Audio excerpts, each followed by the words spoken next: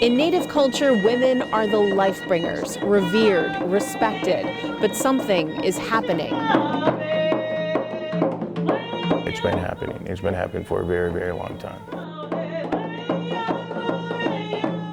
Native women are being targeted, hunted, stolen from their communities. The statistics are so horrifying to almost be unreal. It is happening, and we can't ignore it. Women's men's shelters. Now the drumbeat of change is starting to sound. Today, we as indigenous women rise. We are not being forgotten today. A call for accountability. We know they don't have the numbers. Nobody has the data on this. A call for healing. It hurts, like watching my kids grow up without their grandma, you know. New voices joining the outcry. I want to help protect them. I want to fight for them. Fighting to end an epidemic of violence. This history must end, and it must end with us. New hope is on the horizon. Today is a new beginning for indigenous women.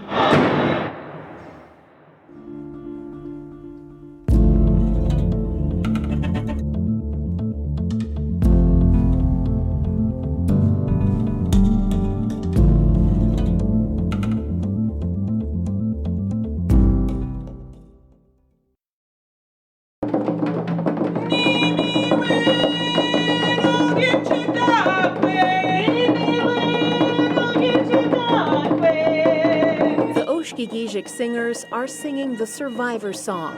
Even if you don't know the words, you know what they're saying, and every woman in the Native community has someone to sing about. There are sisters, and our daughters, or our little nieces, and it hits you in the heart.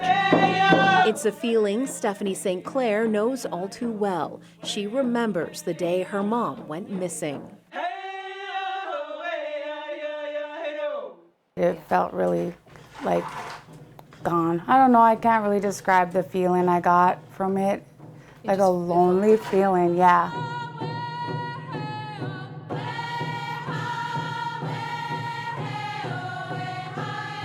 Sheila St. Clair is one of the Northland's most infamous cases. She disappeared 4.5 years ago. No one has seen her since. Someone knows though. Someone knows something.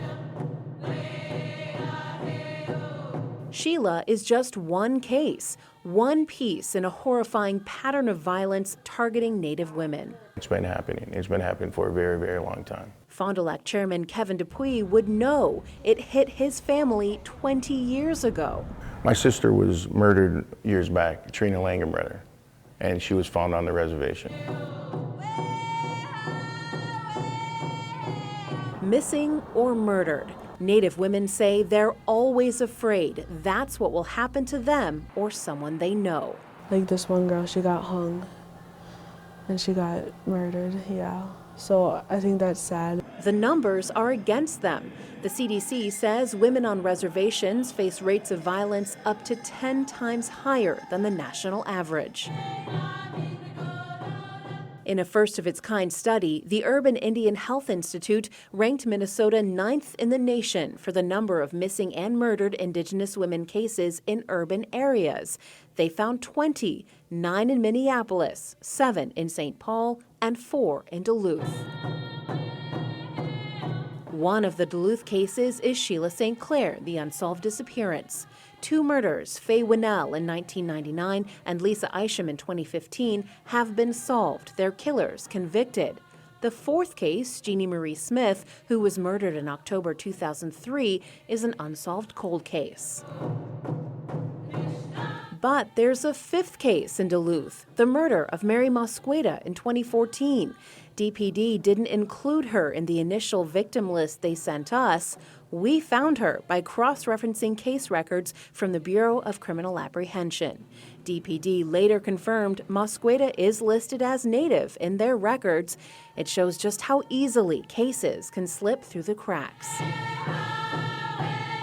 The Urban Indian Health Institute study found 5,712 cases of missing and murdered Indigenous women and girls reported in 2016. Only 116 of them were logged into a Department of Justice database. That's more than 5,500 cases left in the hands of law enforcement agencies scattered across the nation. That's just the data from urban areas. We asked every reservation in Minnesota if they track cases involving Native women. Some do, some don't, and some never responded. That means no coordination, no comparing patterns, no looking for repeat offenders, no data which could show the scope of this crisis. Is this true? Could this be happening? Well, when you find out that there's no data behind it, yeah, then you know what's happening.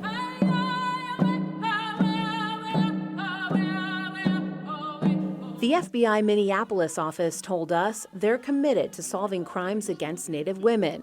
But when asked about the data, they said chasing numbers doesn't give a very good picture of the situation. Chasing numbers? Well, yeah, you are chasing numbers, but how did they get to that point? If everybody would have took it seriously and looked at it, you wouldn't be chasing numbers.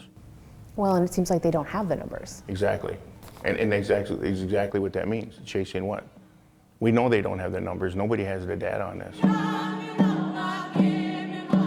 Native families don't need data. The proof of what's happening is written on the faces of those left behind each time a woman disappears. It is happening, and we can't ignore it. Stephanie St. Clair says that's exactly what happened to her family. We kind of drifted apart. When her mom went missing, she moved from Duluth to Bemidji with her kids to be closer to her dad. It was a way of escaping destructive behaviors, but some of her siblings weren't as lucky. My brother's locked up, my baby brother, and that was kind of my shoulder to lean on. The memory of their mom and not knowing what happened to her is a heavy burden to bear. Because I want her here with me bad, or just with the family, with her grandkids. And as bad as I want that, I don't think it's ever going to happen. Because she's gone. She's told us plenty of times in our dreams. Loss creates a ripple effect of trauma. Native leaders say they see more instances of drug and alcohol use and other destructive behaviors in families who've lost a mother, a sister, a wife. That's exactly what generational trauma is. If it's not fixed from its starting point, its initial point, it'll go into the next generation. And is that something you've seen happen? Yes, most definitely. Yeah. That leads to more losses through violence, overdose, or incarceration, another ripple, another generation harmed. So where does it end? For Stephanie, it's with her kids, keeping her mom's memory alive in them. Grandma loves you. If she was here, you'd be her little star.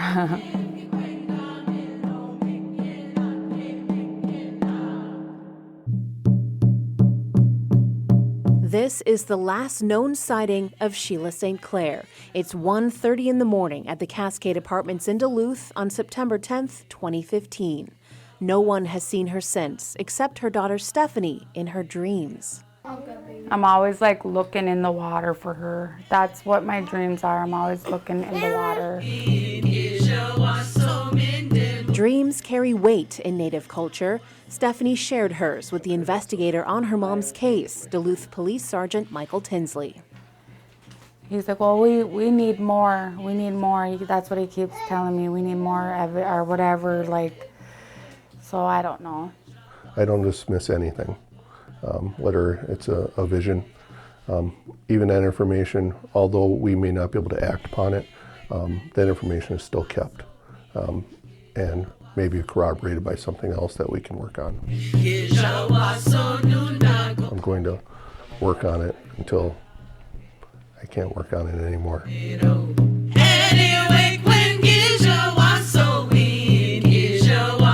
The Sheila St. Clair case rallied a movement in Duluth and highlighted the divide between law enforcement and the Native community. There's a long history of unequal, unfair treatment of Native Americans in this country.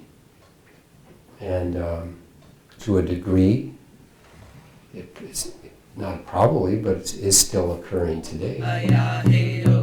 Some of the problem stems from a lack of cultural understanding, conflict between what police need to do to investigate and what Native families need to do to honor their lost loved ones. Activist Renee Ann Goodrich says it made her loss more difficult.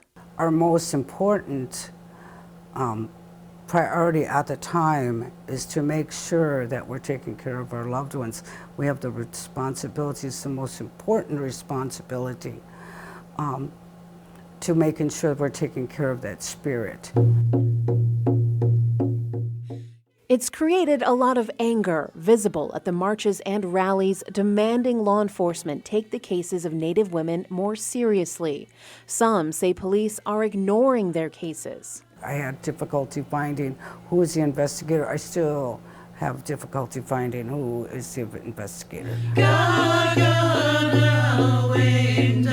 Roger Smith, the very first officer at the Fond du Lac Police Department 20 years ago, says it's not that simple for officers in the field. There's parameters that they have to work within, and there's certain things that they can and can't do. The Urban Indian Health Institute study shows that lack of trust can have serious consequences. They found 153 cases never even reported to law enforcement. 153 women and girls who were murdered or went missing, and their cases were never even investigated. How can they not track that? How can we not have those numbers?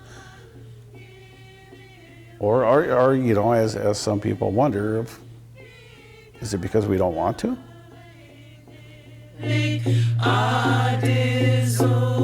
The question of jurisdiction further complicates the issue. Who has control of an investigation? Is it federal law enforcement, state, the county, city police, or tribal police? It depends on if the people involved in the crime are Native and where it happened. It's also different for each reservation. St. Louis County Sheriff Ross Littman says they don't let confusion over jurisdiction stop them from responding. We tend not to worry about that stuff on the front end if there's an incident that requires immediate response. And we'll sort out a lot of those jurisdictional issues and who's going to take the lead on the case, who's going to be the prosecutorial authority. That gets sorted out later. The law enforcement members we spoke to acknowledge their working relationship, at least, has improved in recent years. Smith says that's because more Native officers are working in non-Native departments.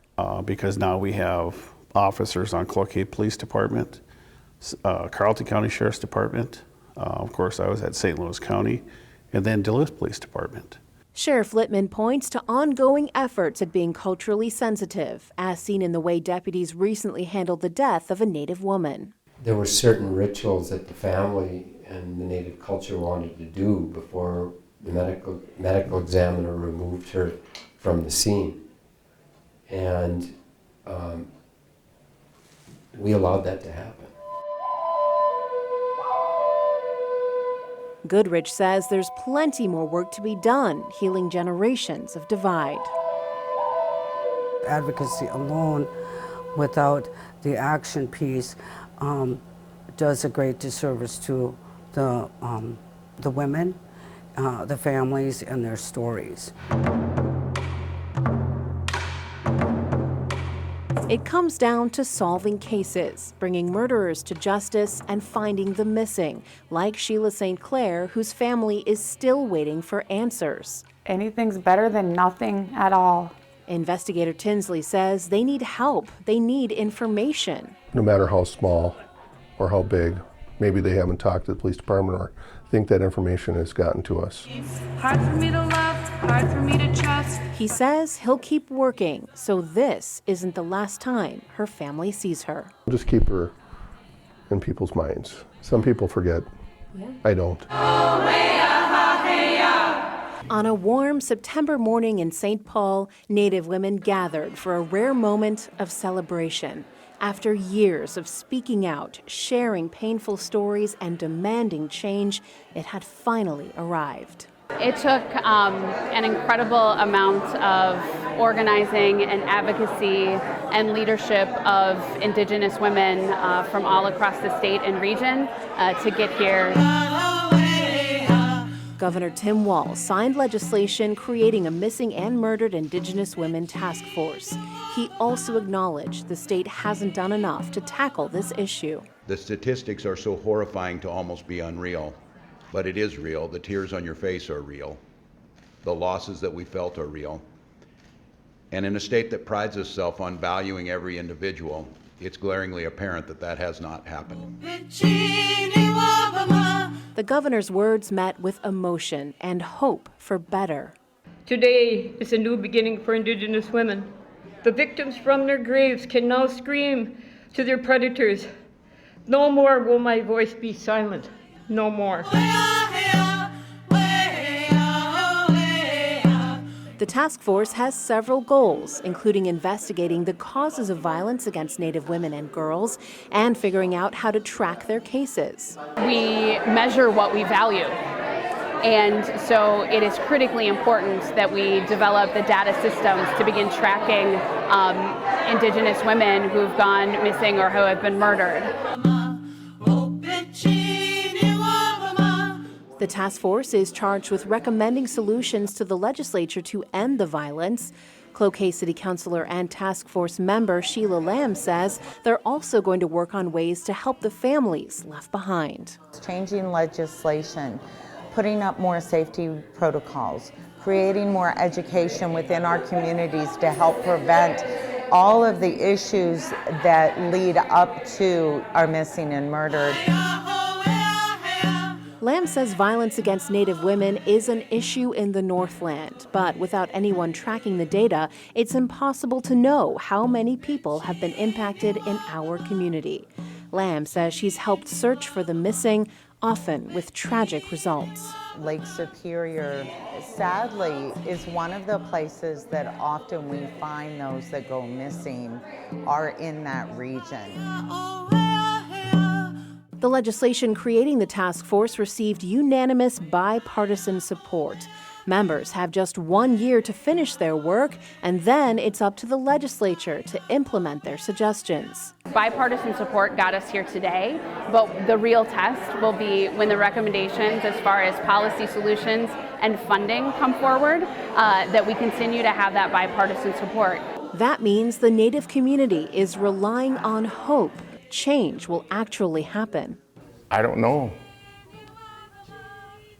I don't know what's going to happen in a year. Yeah. I don't get the feeling that you're super hopeful about it. I'm hopeful. Trust me, anytime a hope's put on the table, I'll take a look at it and I'll grasp it the best that I possibly can, and I know we will hear it. Hope is a strange feeling. It can help, but it can also hurt. Stephanie St. Clair knows that. As much as she hopes her mom might still come home, she knows it's unlikely. Sheila St. Clair has been missing for almost 5 years. But that hope makes it hard to move on. What Stephanie hopes for now is that she can find closure. Like, there's the hope again right there. I hope so.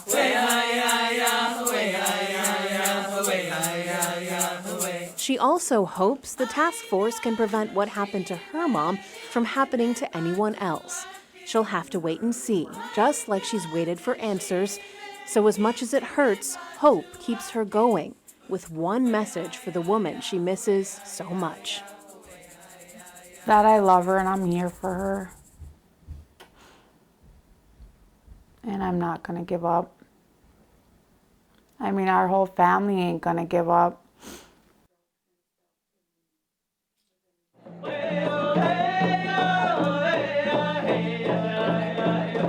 Since Minnesota created its Missing and Murdered Indigenous Women Task Force, the drumbeat of change has sounded all the way to Washington, D.C. The president recently signed an executive order creating a national task force. The Department of Justice is also launching a nationwide strategy to respond to the epidemic. Meanwhile, in Wisconsin, lawmakers are working to create a similar task force. If passed, members would have until December 2020 to come up with solutions. The Urban Indian Health Institute found 6 cases in that state, in Green Bay and Milwaukee, but other reports show the numbers could be much higher. The Survivor song is ringing out. Get up and dance, live life. We're survivors, and we'll keep on. Its message resonating with those still searching for healing. We owe families closure. We owe them that. Now with new hope for a better future. Changing what has needed to be changed for years. Bringing an end to a history of violence.